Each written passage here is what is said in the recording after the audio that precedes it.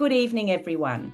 I'm Debbie Lee, Festival Director, Melbourne Jewish Book Week, and I'm delighted to be bringing you the latest global conversation in partnership with the Jewish Quarterly.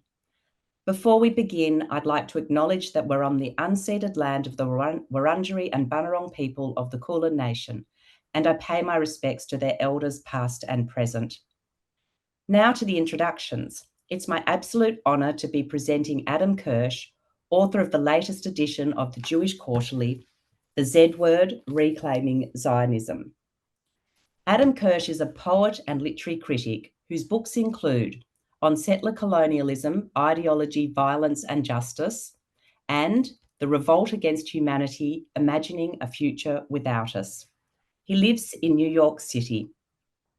Here to interview Adam is my fellow Melburnian, Michael Gawenda, multi-award winning journalist and former editor-in-chief of The Age newspaper. The author of several books, his most recent, My Life as a Jew, was published on the 3rd of October 2023 and foreshadowed much of the debate around anti-Semitism and anti-Zionism that is searingly present since October the 7th. An essential conversation I'm delighted to now hand over to you both. Well, thank you, Debbie and Adam. It is great that we can be talking. I'm a great admirer of your work, particularly in the past of your literary criticism, which I thought was fabulous. You were one of the go-to literary critics for me. Thank you so much. So let's get into this. I want to say that your book, your latest book on settler colonialism, is an absolute must read, and I would urge all the people watching this to read that book, because in a sense, your essay is kind of an advancement on that book. And a kind of summary of it as well. It's both things, so people ought to turn to that. So let me start, Adam, with asking you, why this essay? Why the need to reclaim the Z word? Well, thanks very much, and thanks for being in conversation today. It's an honor to be here with you. I think that since October 7th, over the last 2 years, almost 2 years, Zionism has become a flashpoint in a way that it never was before, certainly not for me earlier in my life growing up in Los Angeles in the 70s and 80s and 90s, or even in New York in the last 25 years, which is where I've lived since 1999. The idea that you would call yourself a Zionist never seemed like a dangerous or controversial proposition to me. Certainly not in the Jewish community where I grew up. It was very mainstream for people to say that they were Zionists, or to be proud of being Zionists, to be proud of the state of Israel, and to support it.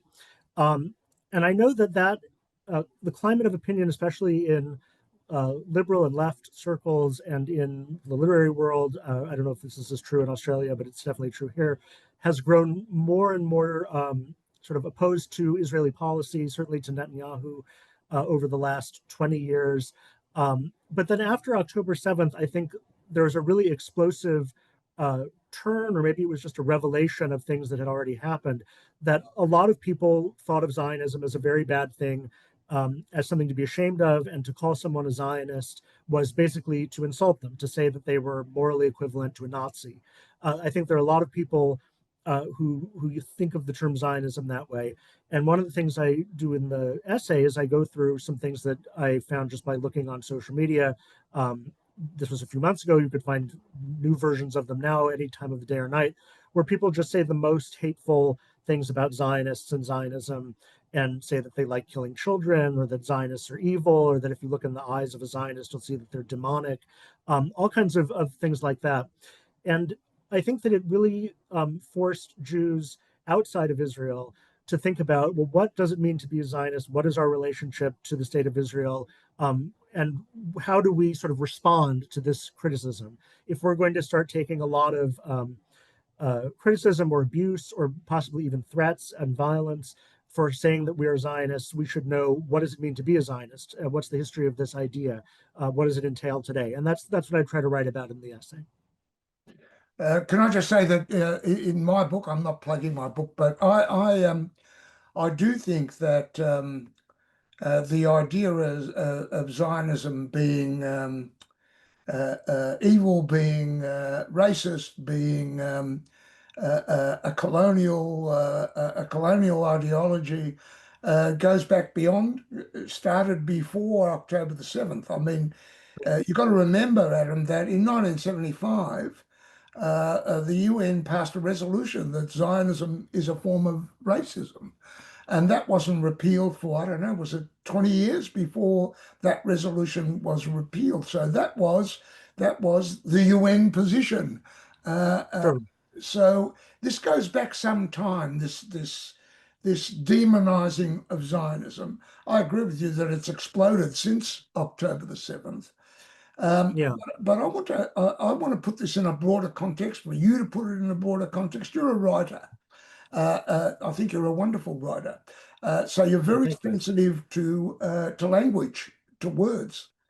It seems to me that one of the things that has happened accelerated since October the 7th is that there is no agreement anymore to what certain words mean. Zionism is one of them, anti-Semitism is another, apartheid is another, genocide is another. So how do we deal with that? How do you, as a writer, deal with the fact that there is no agreement about what fundamental terms mean, what language means? How do you deal with that?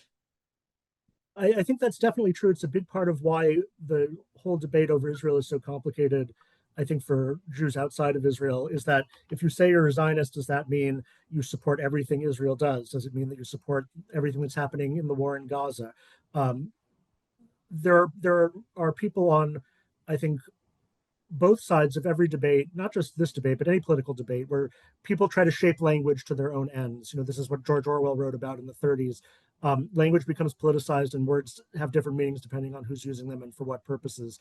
So sort of the core idea of this essay is that the strategy, I think, in America, which is what I'm familiar with, is in response to a lot of anti-Zionist language and anti-Zionist rhetoric and demonstrations, especially on college campuses, and even some acts of harassment or violence, has been to sort of conflate anti-Zionism with anti-Semitism. I think that's been a very common sort of defense strategy. So a lot of Jewish institutions and organizations and individuals will say, when people say that they're pro-Hamas, or that they go to a campus demonstration, wave a Hamas flag, or if they say that that Zionism is racism or Zionism is genocidal, that they are being anti-Semitic, and that means that we should defend ourselves against it as we would against anti-Semitism. And in the United States, anti-Semitism isn't illegal. It's not hate speech because we have First Amendment protections, as it is in Europe and in other places. So it's certainly not illegal to say something anti-Semitic, but there's still, I think, a diminishing but it's still existing taboo on it. And so if what you say can be framed as anti-Semitic, it puts you in the wrong, or it puts you in a bad light. And there are laws protecting against discrimination, so that if an action can be considered discriminatory on the basis of religion, it could be prosecuted as a hate crime. And these are all ways that I think the Jewish community has conceived of anti-Zionism since October 7th. And I think that's very understandable, because often this kind of anti-Zionist language and protest can become very menacing, and it targets Jews indiscriminately. It sort of assumes every Jew is a Zionist and treats those terms interchangeably, so that one can harass Jews in a way that you couldn't do if you were just harassing them as Jews. But if you say you're harassing them as Zionists, then it becomes some sort of political statement rather than an expression of religious prejudice. And there were a lot of prominent examples of that in the US on college campuses and elsewhere over the last 18 months. But what I'm trying to say in the essay is that it's a mistake to conflate anti-Zionism and anti-Semitism, or to respond to anti-Zionism the same way we would respond to anti-Semitism. Because I think that when we do that, it suggests that Zionism itself is something that can't be defended. If someone says, I'm anti-Zionist, and you say, no, really what you are is an anti-Semite, it sort of leaves the impression that you don't want to defend Zionism. You don't want to defend the thing you're being accused of. You're changing the subject and defending yourself on a different ground. And I quote something that Hannah Arendt, the German Jewish political philosopher, wrote in the 1940s. It was during World War II. At the time, she was advocating for the creation of a Jewish army, drawing on Jewish settlers in Palestine before the state of Israel had come into being. And she said, we need Jews to be able to fight against Germany as Jews and under a Jewish flag. And she said, if someone attacks you as a Jew and you defend yourself as a British person or a French person, then they'll just conclude that you're not defending yourself. And I think the same is true in this case. If someone attacks you as a Zionist and assumes or suggests that being a Zionist is a terrible, indefensible thing to be, then you have to defend yourself on the ground that you're being attacked on. And you have to talk about what Zionism means and why it is morally valuable, and also what it doesn't mean, and how it shouldn't be associated with certain positions.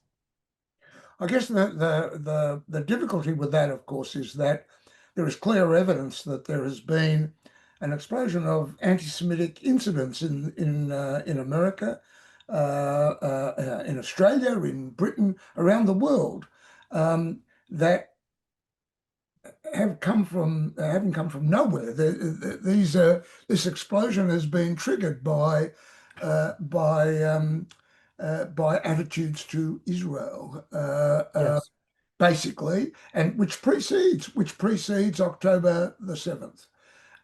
So how do we deal with that if we say, well, but let's put that aside and let's deal with Zionism and what it means? How do we put aside the fact that there has been this increase in attacks against Jews, actual physical attacks, Jewish institutions? How do we regard, for instance, the shooting of those two Israeli embassy officials in Washington? Is that an anti-Semitic attack, or is that an anti-Zionist attack? How are we Right. deal with that? Well, I would say what I'm saying is not to set aside anti-Semitic attacks or language, but to understand what it really is, which is hostility to Zionism and to the state of Israel and to Jews insofar as they are Zionists. Because I think that what the political goal of this kind of agitation is to make the idea of being a Zionist so toxic and so dangerous that Jews are afraid to say that they're Zionists and to support Israel, and to sort of drive a wedge between Jews outside of Israel and Jews in Israel. And I think that hasn't been successful over the last year and a half, at least not for the majority of Jews living outside of Israel, but it has definitely raised the price, right? It has raised the price of expressing Zionist opinions. It's made people afraid to do that in certain venues, and to think twice even about their physical safety in doing so. So what I think is that part of defending ourselves against this kind of attack is to defend ourselves on the grounds on which we are being attacked. If people are attacking a kosher supermarket or a synagogue or an individual Jew because they say Israel is evil, these people are Jews and they support Israel, therefore they are evil, we have to respond in those terms. We have to respond to the thing that we're being accused of and start from the beginning and say, why is Zionism not evil? What does Zionism mean? Why is it legitimate? Why is it important to us as Jews living outside of Israel for Israel to be secure and strong? All of those things, I think we have to have the confidence to make those arguments openly and not, as it were, to sort of seek protection from anti-Semitism from authorities, for example. I mean, that's also part of the purpose of the law is to defend people from violence and from attack. But I think that when it comes to debate and political discourse, we have to confront head on the idea that being a Zionist is something to be ashamed of or culpable in some way that invites violence.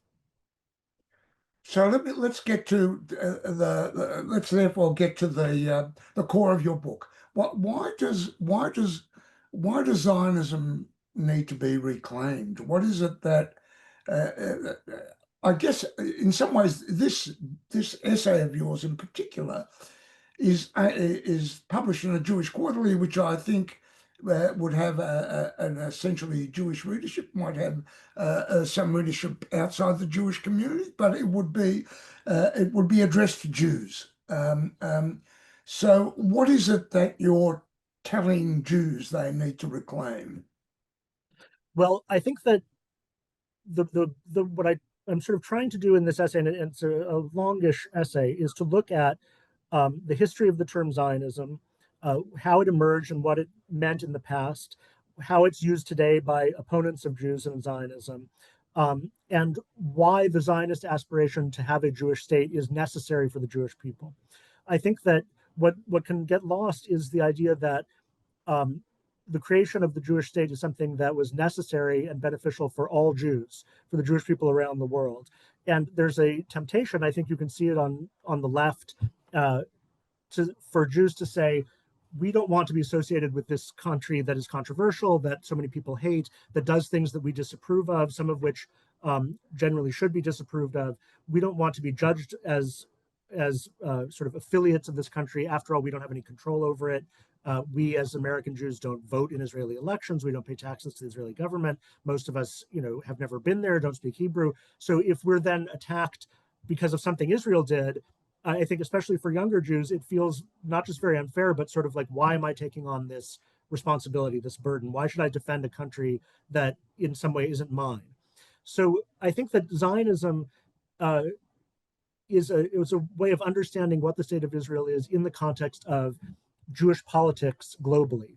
That, as I say in the essay, that before it was the creation of a Jewish state, Zionism was the creation of a Jewish political consciousness. It was the creation of the idea that the Jewish people as a people located in different places around the world have a common identity and common interests, and that to work for those interests is sort of a legitimate activity. It's not subversive. It's not something that should be done in secret. It's not a betrayal of one's citizenship of other countries. It is a valid public political identity to be a Jew, to be a Zionist. And I think that because Zionism succeeded in creating a Jewish state, it can seem paradoxical as to why one should want to be a Zionist now that the Jewish state has been created, right? Israel has existed for more than 75 years. If Zionism was the movement to create a Jewish state, why does it need to continue to exist after the Jewish state came into existence? Why isn't it sort of like the scaffolding that we now take down once the building has been built? And I think that the reason is that, as we're seeing, Zionism is an example of a political idea that succeeded in practice better than it succeeded in theory. There are a lot of political ideas in the 20th century that succeeded in theory but not in practice, like communism. Communism was an idea that was very attractive to a lot of people around the world, especially intellectuals and idealists, but in practice was a terrible failure and made life worse for the people who lived under it. Zionism is sort of the flip side, the inverse of that. It's an idea that it did what it set out to do. It created a Jewish state, and yet it remains an idea that many people think of as illegitimate and invalid. They don't like the idea that there should be a Jewish state. They don't think that it's fair to have a state founded on Jewish identity. They think it's discriminatory against Arabs, or that the Jewish state is a colonial enterprise and should be decolonized. And so to argue for Zionism is to sort of go back to first principles and reaffirm why the creation of a Jewish state and the existence of a Jewish state is necessary for the survival and the flourishing of the Jewish people everywhere, which I think is an important truth that we shouldn't lose sight of. Can I just go back a little bit to? Can I just tell you a little bit about my history? It'll be short. I grew up an anti-Zionist. Well, at least a non-Zionist. I grew up in the Bund, which you would know something about. It was big in. It was a huge workers' organization, Jewish workers, mass movement in Poland and the Pale. Eastern Europe was its home. It was opposed to Jewish nationalism. It believed the Jews were a people. They were a people. They were people of the world. And they, in fact, were banished from the Bolsheviks on the basis that they were committed to Jewish peoplehood and not to the international brotherhood of the working class. I grew up in that environment, and before the establishment of the State of Israel, Bundists basically believed that were anti-Zionists. They did not believe in the establishment of a state for the Jews. They thought that would just create problems for the Jewish people. By the time I was old enough to think, Israel was a reality. And the Bund, because it was committed to Jewish peoplehood, had to adjust its anti-Zionism. It no longer believed that Israel ought to not exist. It existed, and it required support, and it was home to a significant number of Jews. And while we didn't believe that that it solved the issues that world Jewry, the diaspora faced, nevertheless needed supporting. So, and there are many people, I think, that certainly that was the view of a lot of people, even outside of the Bund, amongst Reform Judaism. That was a view. True. So we now come to, so the question for me is, I was interested in what you just said. Has the Zionist project succeeded? I mean, if it has, then there is no need for Zionism anymore. The project has succeeded. Israel has been established. There is a state for the Jews, and a state, according to the laws of this state, where Jews from around the world, if they have one Jewish grandparent, can actually make Aliyah to Israel, be accepted within a very short period of time as a citizen, and grow this Jewish state. So the goal of Zionism has been fulfilled, and in some ways, it is ludicrous of the anti-Zionists to be anti-Zionist. They have won. The Zionists have won. Bundists would say the Zionists, in a sense, have won. The state is established. We have to move. So what is the point? What is the point now of arguing about what is Zionism, what isn't it, who is a Zionist? If you can't, I think you do go into this in the essay, and that's why I'm asking you this question. Why is there a need for Zionism now? Why has the Zionist enterprise not been fulfilled? Well, I think that the reason why it's necessary is precisely because there are still a lot of people who reject Zionism and reject the state of Israel and don't believe that it's a legitimate state. So that while the state exists de facto, if the project of Zionism is to make the Jews a normal people, which is something that a lot of the early Zionists said, they said the condition of exile that the Jews lived in for thousands of years was abnormal because it was a people without a land, without a country, and that the goal of creating a Jewish state was to make the Jews a normal people. That it has only partially achieved that goal. It did create a Jewish state, but it did not normalize the situation of the Jewish state. The Jewish state is not a state like every other state. One of the reasons that it's different is that there's large and powerful states and forces around the world that don't believe that it has the right to exist and that want to destroy it.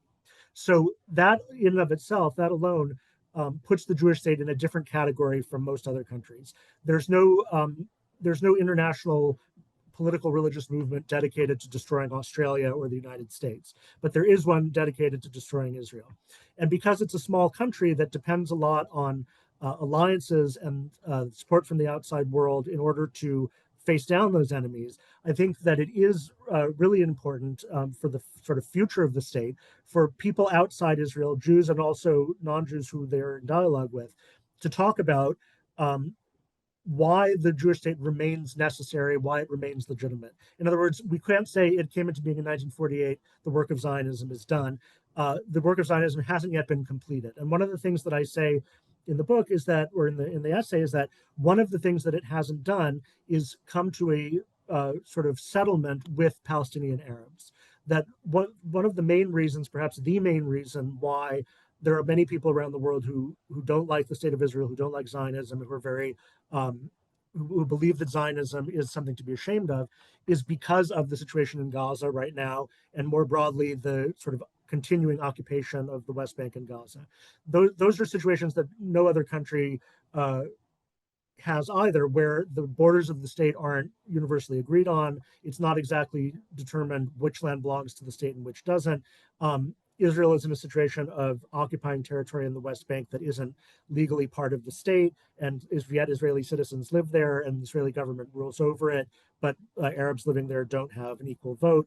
All of these are ways in which the sort of Zionist project of a normal Jewish state has not yet been completed. So in my mind, to be a Zionist means to want to achieve a secure Jewish state that is accepted, that has defined borders, that's at peace with its neighbors, that's not illegitimate, that's not under threat. And the real question, the sort of debate among Jews is, what's the way to achieve that? How can that be achieved? I mean, there are lots of other debates within Zionism that and always have been. In the early days, there were debates over, what would be the place of language, what language would a Jewish country speak? One of the unsettled debates is how big of a role should religion play in a Jewish state, a state sort of founded on religion in some ways, and yet that has secular laws and secular legal system. Those are all debates within Zionism, but I think the main debate is, how does Zionism sort of establish itself and conclude its work by settling the original conflict with Palestinian Arabs? And I think that it's a long and complicated history that I think most people who observe the Middle East now don't necessarily know the whole history, and why should they? It is a complicated subject that most people don't have a huge stake in.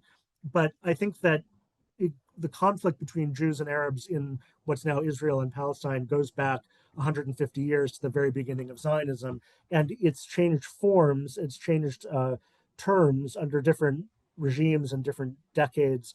But the sort of basic question, is there room for a Jewish state in this land, is the same question that was being asked at the beginning of the Zionist movement.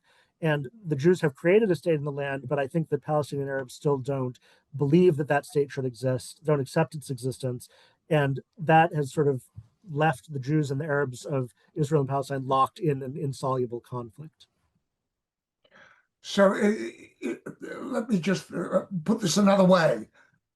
It was a failure of Zionism not to see that this issue of the Arabs of Palestine and the Arabs of the surrounding countries, it was a failure of Zionism to kind of pretend that they didn't exist, and that it was simply a matter of building the land, buying what could be bought, getting the major powers involved in Palestine to come on board with the Jewish state, and that somehow the state was going to be created in a land that was kind of empty of Arabs. Well, I think that at the very beginning, in the 1890s, let's say in the 1900s, it was never the case that Zionists didn't know that there were Arabs living in Palestine. There was never any misunderstanding about that. But when Zionism began, there were no independent Arab states anywhere. Those what are now independent Arab states were all part of the Ottoman Empire. And so when Theodor Herzl founded the Zionist movement in the 1890s, his idea was, we have to deal with the sovereigns of this territory, which is the Ottoman Sultan. And so his initial plan was to get the Ottoman Sultan to give the Jews the right to come live in Palestine and create a Jewish state. And then after World War I, when the British took over and were in control of the mandate, the mandatory Palestine under the mandate from the League of Nations, the situation changed. And now there was a sovereign there that did encourage Jewish immigration, at least at the beginning. So there was the Balfour Declaration in 1918, which committed the British government to encouraging Jewish immigration and creating a Jewish home in Palestine. And for the first time, a significant number of Jews, which is still, we're talking about a fairly small number in the scheme of things, but tens of thousands could start to immigrate. And as soon as that happened, it became clear that with the rise of Arab nationalism around the region, the creation of independent Arab states, that Jews would not be welcomed by Arabs in Palestine. The early Zionists had sort of convinced themselves that the Arabs living there would welcome them because they were going to create a modern society with higher standards of living for everyone. And I talk in the essay quite a bit about Vladimir Jabotinsky, who was the Zionist leader who sort of broke with mainstream Zionism over this issue and created a revisionist sort of wing or faction within Zionism. Because he said in an essay that I talk about in 1923 called The Iron Wall, he said, no people that is the master of a territory gives it up willingly. And the Arabs of Palestine are currently the masters of it. And if we want to come in and create a Jewish state, we are going to be doing it against their will in conflict with them. And I think that this is really the core dilemma, the moral dilemma of Zionism 100 years ago and now, which is to create a Jewish state, it could only be done in conflict with the Arabs who are already living there.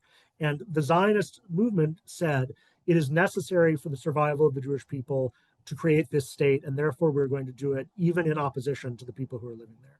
They didn't necessarily want to do it in opposition. There were many opportunities to avoid war and conflict, but it could not be done. The Palestinian Arabs leading up to 1948 and after 1948 would not accept a Jewish state in that land. And since then, in a series of wars and intifadas and uprisings, have resisted the Jewish state, the existence of the Jewish state in various ways, have never wanted it to exist. I talk about some recent poll data showing that 2/3 of Palestinians surveyed in 2020, when asked, would you want there to be a Palestinian state if it meant that it had to exist alongside a Jewish state, that 2/3 said no. In other words, the non-existence of a Jewish state was more important than the existence of a Palestinian state. So I don't think that the failure of Zionism was a failure in the sense that the leaders did something wrong or missed some obvious opportunity. I think of it more as it being incomplete, that it has not yet reached the state of equilibrium, of understanding, of acceptance with Palestinian Arabs. And that is the ongoing sort of source of the conflict that we're seeing in Gaza. And it is, I think, the source of a lot of the hostility to Israel in the West. The hostility to Israel in the West, I talk about this in the settler colonialism book, has sort of joined up with ideas about European colonialism in other places, including especially Australia and America, where we're talking from, and sees Israel as a country like Australia and America that was founded by white Europeans dispossessing non-white indigenous people. And that sort of reframing of the history of Israel and of Zionism is very negative towards Israel. Basically says that the Jewish people don't have any real right to exist in that land, that they're sort of European colonizers.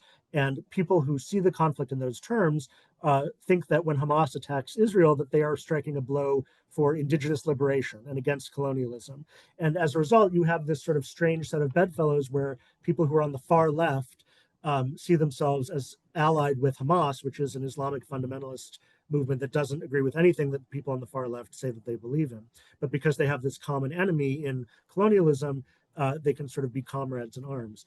That's another reason why I think it's important to talk about Zionism, because the history of Zionism, in fact, is very different from the history of European colonialism. It's very different from the history of Australia or Canada or America.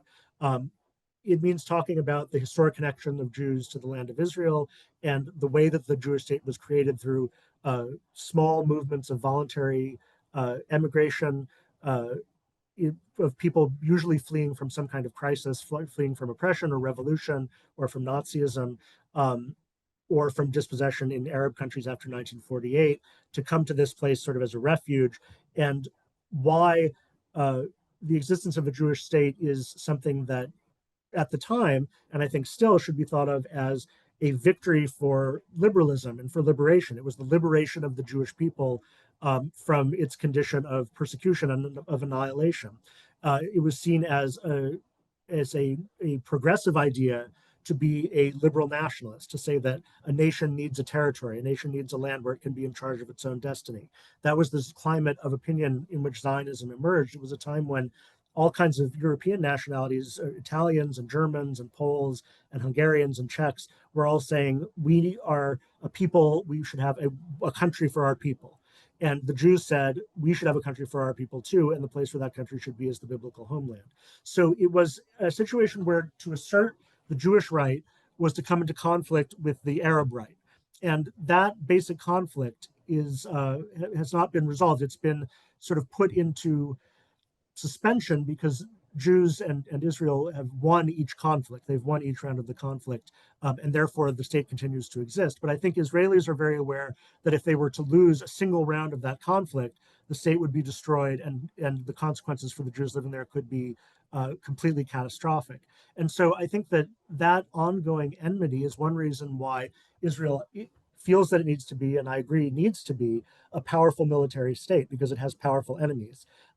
We're talking on the weekend of June, or at least where I am, it's June 22nd, where you are, it's June 23rd, right after the American bombing of Iranian nuclear sites. And I think that is a good example of how Israel perceives its situation as being so close to the line of extinction that one mistake, one victory for its enemies could lead to the annihilation of the state. That's why I think Netanyahu believes that it is absolutely imperative to prevent Iran from getting a nuclear weapon, because if they were to use the nuclear weapon, it would mean the end of Israel and the end of half of the Jewish people. All of those things I think are true and are based on realistic calculations. The big question is it possible? And if so, how is it possible to move beyond this state of threat and enmity towards a state of peace and acceptance, or at least stability and security? That is the big question. I think that is a Zionist question, because it's saying what is best for the Jewish people for the continued existence of the Jewish state. Okay, can I just go? I agree with everything you've said, basically, except for this. Jabotinsky basically got it right, that the Arabs were never going to accept, they were never going to accept the presence of the Jews in what they considered to be their indigenous land. There was going to have to be an iron wall. There was going to have to be there's going to have to be even a removal of some of the Arabs from that part of Israel, so that you could have a Jewish majority in that part of Palestine that was going to be Israel. What stems for me from that is that over the decades, no Israeli government has sincerely said to the Israeli people, we have to understand what the Arabs had to lost when we established the state. We have to understand that it's understandable that they look at the establishment of the state as a Nakba for them. We have to find a way of moving beyond that. We have to find a way of understanding their needs and their demands, and coming to some sort of solution that doesn't that they can live with and that we can live with. This seems to me to be a major failure of Zionism over the last 40, 50 years. Yeah, I tend to agree with you. I think that it's interesting about the Jewish majority. Jabotinsky said in that essay, there's no way that he said in 1923, I will say right now on behalf of Zionism that we can't and will not remove any Arabs from Palestine. That's something we can't do and don't want to do. What we want is for there to be a Jewish majority. And when he said that, he was counting on the mass immigration of Jews from Eastern Europe to what was then Palestine. And he thought that that was how the Jews would obtain their demographic majority, was through immigration. And of course, one of the great tragedies of the history of Israel is that those Jews were murdered. They were murdered in the Holocaust. And so instead of coming in large numbers to settle the land of Israel, Israel was, when it declared independence, had about 500,000 Jewish citizens. It was a very, very small country. That is part of the reason why ever since, although the Jewish population has grown to about 7.5 million, the Arab population has also grown to about 7.5 million in what was Palestine before 1948. So that there is not a Jewish majority, demographic majority in that area. And so the only way for Israel to maintain a majority, to maintain control, is to disenfranchise some of the Arab population. So Arabs inside Israel, who are about 2 million Arab citizens of Israel, have the right to vote and do vote and have political parties, but 3 million Arabs in the West Bank don't vote in Israeli elections. They have the Palestinian Authority, which is its own set of problems, a sort of corrupt institution that also is not democratic. And in Gaza, they have Hamas, which is a sort of violent terrorist organization. So there is the sort of history of Israel and of Zionism encountered these problems that in the early days were not envisioned. And one of the main one was the destruction of what was supposed to be the Jewish population of Israel in the Holocaust. I understand what you're saying about the failure of Zionism and of the Israeli government over the last 50 years. I would say maybe over the last 30 years since Rabin. Remember that in the 1990s, there was a moment of great optimism, of hope. Yeah, I should have said 30 years, not 50 years. It's 30 years. There was this feeling that perhaps some of these problems could be solved. And Yitzhak Rabin made the historic peace treaty with Yasser Arafat. And what happened as a result is that he was assassinated by an Israeli right-winger. And some of the people in that extreme violent right wing are now part of the cabinet in the current Israeli government. So there has definitely been a strong shift to the right in Israel. And I think that this is one of the places where Jews inside Israel and outside Israel have a very deep difference of perspective based on very different experiences. This is something that I've come to understand, I think, better in writing and talking about this subject over the last 18 months, that for you and I, as Jews living outside of Israel who are not under direct physical threat, it's our natural perspective as citizens of liberal democracies is to say there should be a liberal solution here, which is mutual recognition, negotiation, compromise.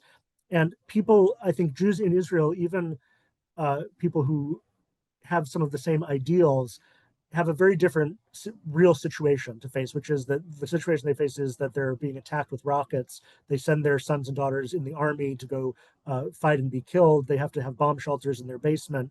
They have terrorists blowing up their buses in the intifadas. And I think in that situation, Israeli Jews very naturally say, we are not in a position to compromise, make peace, negotiate, and have all of these sort of nice solutions that you have in mind from your perspective living in Melbourne or New York. The reality that we're faced with is there are people who live very close to us who want to kill us. And October 7th was the confirmation of that. It was a real confirmation that there are people who want to and can kill Israeli Jews in large numbers. So as long as that's the case, that is a situation where I don't think peace or mutual recognition can be achieved at all. And I don't think that that is going to happen anytime soon. I don't want to sound like starry-eyed or naive about this. I don't think that anyone on either side of the conflict is in the mood for that right now. It's possible. One thing I say in the settler colonialism book is that it's easier to imagine the near future in Israel and Palestine getting worse than it is to imagine it getting better for all kinds of reasons. But I still think that when I think about what does Zionism mean? What did it mean historically, and what would be the sort of consummation of it? What would be the thing that Zionism wanted to achieve? If it is to achieve a peaceful, secure, prosperous Jewish state, then ultimately that has to involve settlement with the Palestinians. Settlement in the sense of solving problems, of coming to an agreement. And that has to be the ultimate goal, because I don't think any other imaginable goal is something that we would want to tolerate or even contemplate. That has to sort of remain the ideal towards which we're working. Was Zionism, mainstream Zionism, historically, was it committed to a democratic Jewish state? Yes. I think that there were always factions within Zionism, but it was always a democratic movement. It was always legally and formally democratic from the very beginning. When the Israeli Declaration of Independence was issued in May 1948, the preamble said we're in the middle of a conflict with our neighbors and with Arabs at home and abroad. And the first thing that Ben Gurion and his colleagues said was, we want peace with you. Don't fight us. Don't invade us. We're not here to have a war with you. We want peace. And it was unobtainable. At the time, there had been basically a civil war going on for months, even before the Declaration of Independence. And then after the declaration, the armies of neighboring Arab states invaded. And it was in that context that the Nakba took place. The Nakba, what Palestinians call the Nakba, meaning the expulsion of several 100,000 Palestinians from parts of what became Israel. And I think that that was by the same principle of the Iron Wall. It was seen as an existential necessity. They said we can't have a state without a Jewish majority. The only way we can have a Jewish majority is to redraw these borders so that there's a Jewish majority within the state of Israel. From 1948 to 1967, the borders of Israel were very narrow at certain points. They still are narrow compared to Australia or to the United States, but at one point they were maybe 10 miles, the country's maybe 10 miles in width. And that was a result of trying to consolidate Jewish areas of settlement into a Jewish country. So I don't think that there was ever a point when it would have been easy to solve the conflict or to do so without fighting and without violence. We can only hope that in the future it will become possible to do so. The question I want to ask you this question again, Adam, is Zionism, mainstream Zionism now still committed to Israel being a democratic state? It's an interesting question because I think that fundamentally what Zionism means is that it's commitment to a Jewish state, not a democratic state, to a Jewish state. I think that that Zionism has always, in fact, been democratic, and Israel is still a democracy. But as I mentioned earlier, the demographic realities are that there is not a Jewish majority in the land between the river and the sea. And so, as people have been saying for decades, it's not a new observation. The only way for Israel to remain a Jewish state is either to create a Palestinian state or allow one to be created, or to suppress or disenfranchise Palestinians under the control of Israel. That's the only way that it remains a Jewish majority state. And so the Jewish and democratic values are definitely in tension. There's no question about that. I don't claim to have the solution to that problem, but I do think that fundamentally, ultimately, what Zionism is about is that there needs to be a Jewish state, and that maybe it's more important for the Jews to have a Jewish state than a democratic state. The reason for that is that only in a Jewish state will there be the right of return. Will there be an armed forces committed to defending Jews in Israel? All of those things require Jewish sovereignty. And so the real question is, how can Israel maintain Jewish sovereignty while also maintaining commitment to democratic values? That is the big long-term challenge within Israel. That it's one of the main fault lines in Israeli politics that's come up in various ways, comes up again and again. It is a real fault line in that society. And it's hard to know how that future will develop. It's a real challenge to Jews outside of Israel to say, if Zionism means having to choose between those two, right? If it means having to choose between a Jewish and a democratic state, which do we choose? That's a real challenge, and it's something that I think is well worth thinking about for Jews, to think about long and hard and realistically where their commitment lies, which is more important. Well, is that happening? Is that thinking going on? Because that's the challenge. It is a challenge. I don't know how much it's going on. I think that it's a very difficult question for Jews like us who live as minorities in multicultural democracies, where we, in our countries, depend on the idea of diversity and democracy and toleration of minorities, right? That is the sort of the condition of our existence as Jews where we are. And in Israel, it's a very different equation. And so I think there is a real tension and a real disagreement between the sort of experience and incentives facing Jews inside and outside of Israel. I don't think that that tension has yet sort of split the Jewish world in two. I think that outside of Israel, Jews are still the majority, 80% or more, say that they are supportive of Israel, supportive of the Jewish state, that they support Zionism. But I think that maybe what it means is that Jews outside of Israel have a really big stake, maybe a bigger stake than they think, in the future of Israel and what kind of country it becomes. So which brings me to the question of Jewish anti-Zionists. I think they've had an outsized influence on the way Zionism is seen in Australia, in America, in the Western democracies, basically. And so, how do you answer? No, I want to say something else first. Bret Stephens said recently that he would not, Bret Stephens, who is the Pulitzer Prize winning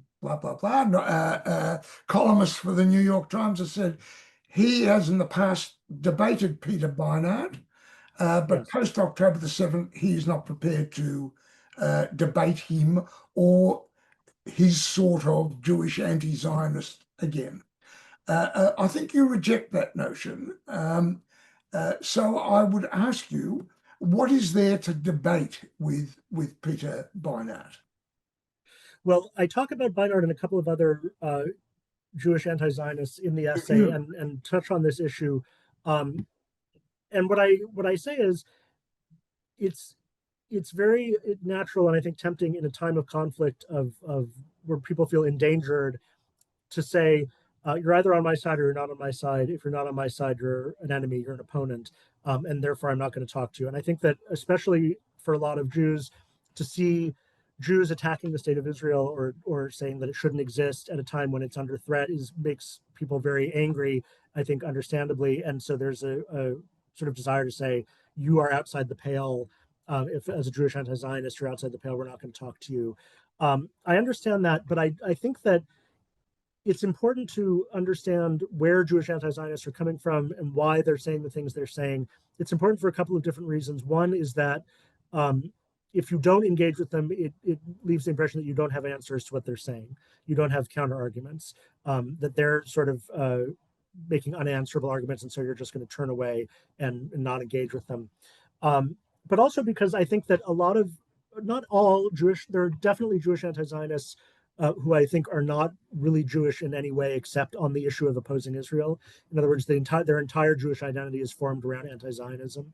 But that's not true of Peter Beinart, and it's not true of Shalom Agid or various other Daniel Boyarin or other people that I talk about who are really knowledgeable, religious, committed Jews who have ended up in a position of saying that there shouldn't be a Jewish state. And so I think that it's worth listening to why they feel that way and to have the argument, which I think in the end, Zionism has the winning argument here, to have the argument of what would happen if there were no longer a Jewish state, what would happen to the Jews in Israel if Israel ceased being a Jewish state, if Hamas was ruling the territory.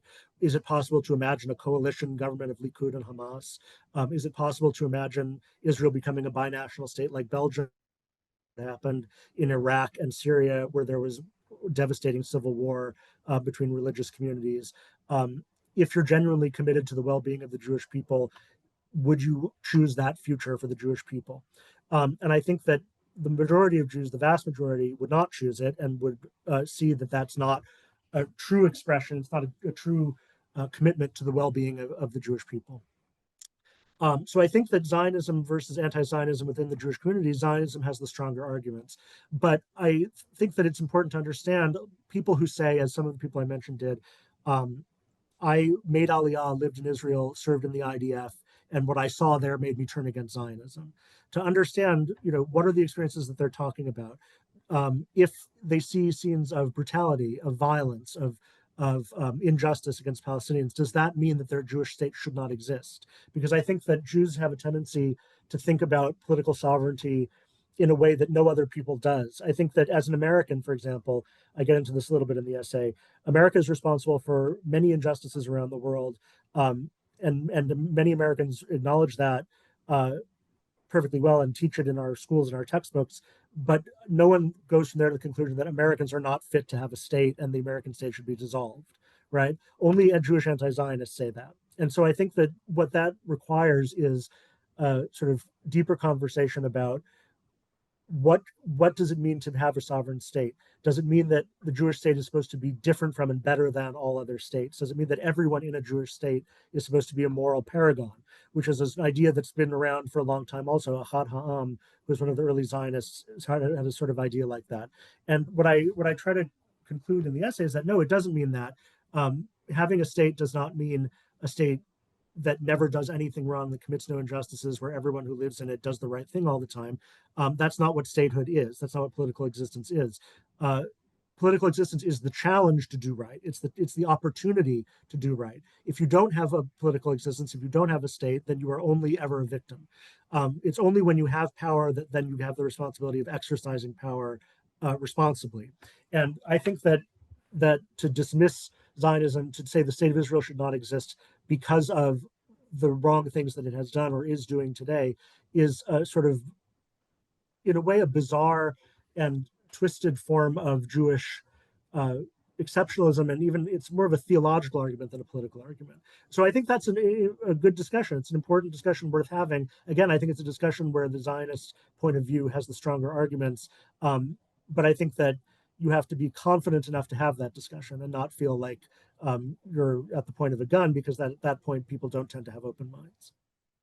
How do you answer the argument of some younger Jewish people that I've heard in Australia, in the US, who in some ways have only known the Netanyahu government and Israel having moved right, that's where it is? How do you answer their argument that I'm in favor. I want a Jewish state. I think a Jewish state is really important, but I want a Jewish state that's a democracy, like the democracy that I'm living under. I would find it very hard. I'm not talking for myself. I would find it very hard. This is what young people have said and say, to support a state that isn't a democracy, that has been captured by the Haredis, that has become a non-secular state, a theocratic state. How am I meant to support that sort of state? How do I support a Zionism that isn't clearly saying we are about a Jewish state, a majority Jewish state that is a democracy, with all the failures and difficulties of a democracy, but that nevertheless is a democratic state? How do you answer that? I would say that is the right ideal to have. It's the ideal that I have as well. And in fact, it is Israel within the boundaries of Israel is a democracy, and certainly has a more democratic and liberal culture than any other country in the Middle East. I think that it gets into complicated territory because, in a way, the only way to directly influence what goes on in the country is to live there. So if we, as Jews living outside of Israel who don't intend to make Aliyah, who intend to stay where we are, in a way, our opinions about the constitution of the Israeli government don't count for very much. They don't carry a lot of weight with Jews inside Israel, who are the ones who are actually there, who are participating in the life of the country. So the question is, on what grounds are there common interests and common sort of needs? Do we need each other? Do Jews in the diaspora need a Jewish state? Does the Jewish state need the support of Jews in the diaspora? And I think the answer is yes, and that there are convincing arguments that can be made, but maybe not in the space that we have tonight. But I think that these are all good, important, and difficult questions, and that what we need most of all, maybe in the Jewish community, is forums for having those discussions where people can engage with people they disagree with without fear, without hostility, with a sense that we're all sort of talking to one another. Well, I think we've attempted to do that tonight. Yes. But Adam, I want to ask you one final question about the future of Zionism, the future of Zionism. One of the ideals of Zionism, as far as I know, and from what I grew up with, was that it was about the ingathering of Jews, not just the establishment of a Jewish majority self-governing state, but the ingathering of Jews into this state that would be a normal state where the majority of Jews would live. The majority of the world's Jews would live.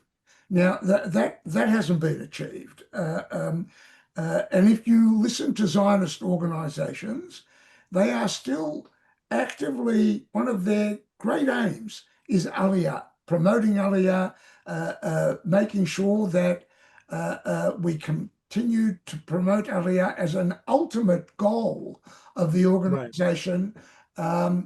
And yet here we are in a situation where the Jews of the world are basically divided between the Jews of Israel and the Jews of the United States. And on the periphery, there are smaller Jewish communities. They're not insignificant, but in the main, they're those two centers. Can you foresee a time when a significant number of American Jews make Aliyah? Well, in a way, I would have to say I hope not, because historically, the great waves of Aliyah have always been driven by persecution. As I mentioned earlier, if you look at what are the times when large numbers of Jews went to the land of Israel and state of Israel, it was after the Russian Revolution, in the Nazi period, after 1948, when Jews left Arab countries, and then after the fall of the Soviet Union in the 1990s. Those are all the really big waves of Jewish immigration to Israel. There's never been large-scale Jewish immigration to Israel from the United States. And so in a way, you'd say the only way that that's conceivable is if something really bad happens for Jews in the United States, and that's not something that I would want to see happen. There's a long tradition, I think, in American Zionism in particular, going back to Louis Brandeis, who was a Supreme Court justice and who was sort of one of the founders of American Zionism in the 19-teens, who sort of established it as a mainstream Jewish political position in the US, is that you can be a good American and a good Zionist, and that those two things are not in conflict. That as an American citizen, supporting the state of Israel doesn't detract from your loyalty to America, and it doesn't mean that you have to leave America, that you're called upon to leave America. It is possible to be both, right? And that has been sort of the mainstream American Jewish belief, I'd say, for 100 years, certainly since 1948. And I think it's still what most American Jews believe, and I hope that it continues to be. One of the things I say a bit in the essay, get into a bit, is that there was a strain of early Zionism which said that the only real Jewish life, the only authentic Jewish life, could be led in the land of Israel in a Jewish state. And there are some Israelis who say that and continue to say that today. But I don't think that that's true. I think that there have always been Jewish communities, even in the ancient world, at a time when there was a Jewish kingdom, there were always Jews living outside of it as well as inside of it. There are good kinds of Jewish lives that could only be led in other places, just as there are good kinds of Jewish lives that can only be led in Israel, in a Jewish country. I think both should exist, and maybe even both need each other in order to continue to exist. Well, thank you, Adam. I just want to, can I ask one more question on the current state that we're in? Do you think that after this successful Israeli operation with American support against Iran, where you'd have to say the threat from Iran has been seriously diminished to Israel, and that its proxies have also been seriously diminished. Do you think there is a chance now that Israel can, the Netanyahu government, can declare victory in Gaza as well, and move on to the next stage of whatever that stage is going to be? Because the war in Gaza can't last forever. There has to be a point at which it ends.